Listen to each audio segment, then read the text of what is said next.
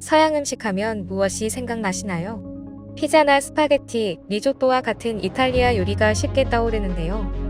호화로운 재료와 많은 코스로 유명한 프랑스 요리와는 달리 이탈리아 요리는 부족한 식재료로고 일정한 맛을 내는 친근한 가정식 음식으로 전 세계에서 많은 인지도를 가지고 있습니다. 2013년에 이어 2017년에도 CNN 선정 세계 최고의 요리로 꼽힐 만큼 역사와 유럽 요리에 끼친 영향력도 큰 음식이죠. 그런데 현재 이탈리아에서 가장 인기 있는 음식 장르가 있는데요. 바로 코탈리안입니다. 코탈리안은 코리안 플러스 이탈리안의 합성어입니다. 주로 오랜 이탈리아 요리 경력을 가진 셰프가 한식에 빠져 한식과 이탈리아의 근본적인 맛을 연구하고 그 두 가지 음식 문화의 장점을 살려 하나의 요리 장르를 만들어가고 있는 것이죠. 밀라노는 미슐랭 스타 셰프들이 많아 미식가들의 성전이라고 불립니다. 그런데 밀라노에서 한식에 빠져 운영하던 이탈리아 레스토랑을 닫고 한국에 거주 중인 셰프도 있는데요.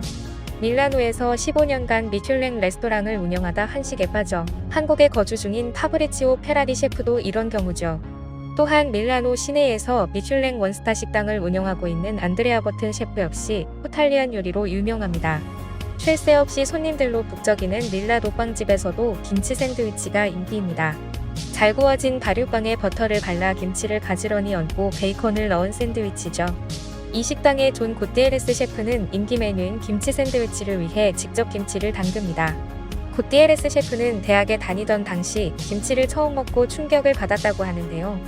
룸메이트였던 한국인 친구가 나눠준 김치는 고띠에레스 셰프에게 충격과 더불어 큰 감동을 주었기 때문입니다. 처음 맡은 김치 냄새는 익숙하지 않아 힘들었지만 몇 번 김치를 먹은 뒤 완전히 빠져들게 되었다죠. 하지만 그가 처음 김치 샌드위치를 개발한 2014년에는 밀라노에서 김치 재료 구하기가 쉽지 않았습니다. 그래서 그는 현지에서 나는 재료들로 자신만의 김치를 만들었습니다. 칠리와 매운 피망, 마늘, 생강, 멸치젓 대신에 엔초비를 넣습니다. 모두 갈아 소스를 만든 후 소금에 절인 배추에 넣고 버무립니다. 재료는 다르지만 김치를 보관할 때는 꼭 한국식으로 항아리에 저장합니다. 삼겹살과 김치는 만국 공통의 뗄래야 뗄 수 없는 꿀조합일까요?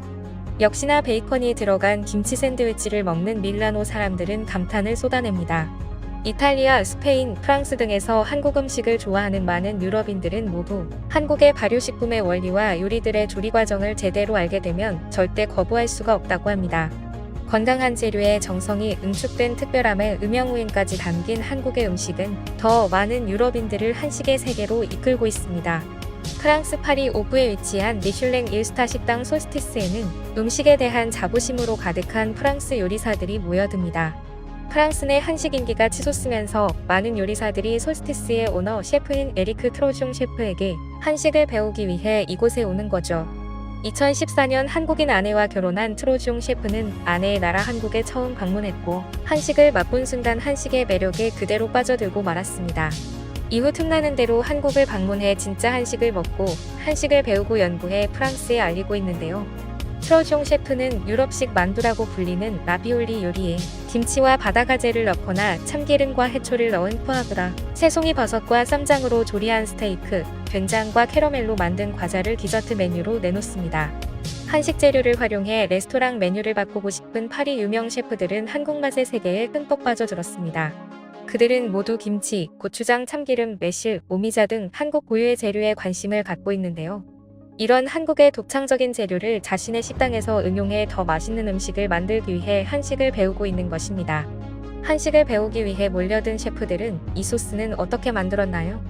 고추장, 된장 외에도 뭐가 더 들어간 것 같은데요. 오미자는 쓴맛을 내는데 어떻게 식초 재료로 사용되나요?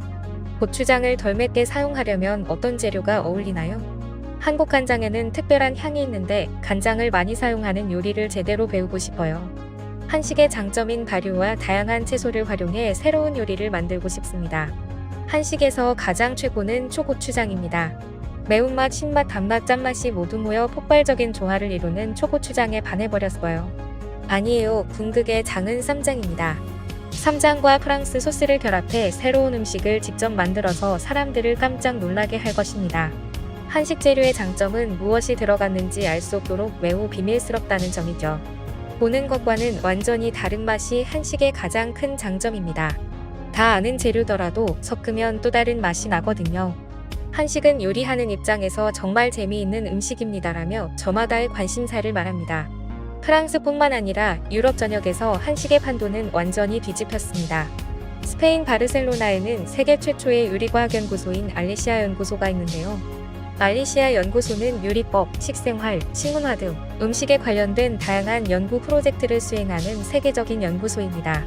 이곳은 사람들의 식습관 개선을 위해 지식을 창출하고 전파한다라는 목표를 가지고 의학저널 란셋, 하버드 대학교 등의 외부기관과 유명 셰프, 과학자들과 공동 연구를 활발하게 진행합니다. 그런 만큼 연구 과정에서 과학적이고 체계적인 접근을 최우선 덕목으로 꼽고 있습니다.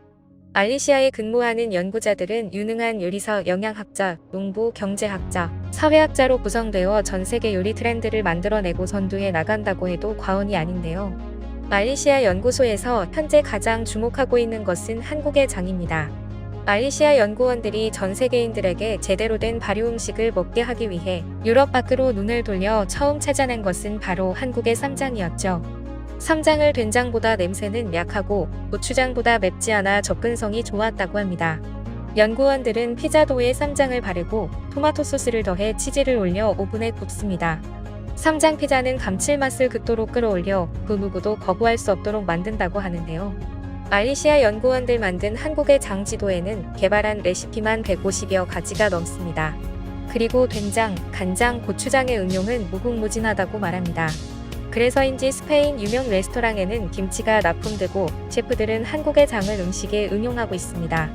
유럽에서는 왜 이렇게 한국 장의 활용법을 강조할까요? 이반 셰프는 장에 모든 것을 걸었다고 말합니다.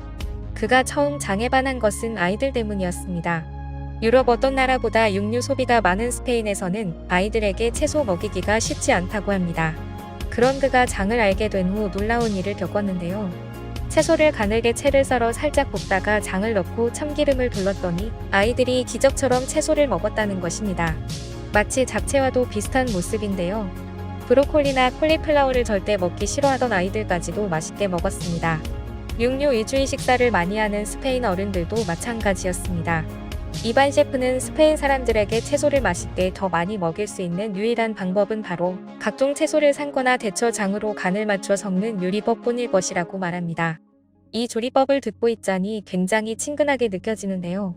바로 한국의 나물을 만드는 방법입니다. 이제 유럽인들은 나물을 만들어 먹고 건강을 찾기 위해 노력 중이라고 하는데요. 전 세계인들이 건강을 위해 한국의 조리법으로 음식을 많이 먹게 되는 놀라운 사회 현상이 이어지고 있습니다. 지금까지 꿀튜브였습니다. 오늘 영상이 도움되셨다면 구독과 좋아요 부탁드리고요. 앞으로도 꿀튜브 채널에 많은 관심 부탁드립니다. 감사합니다.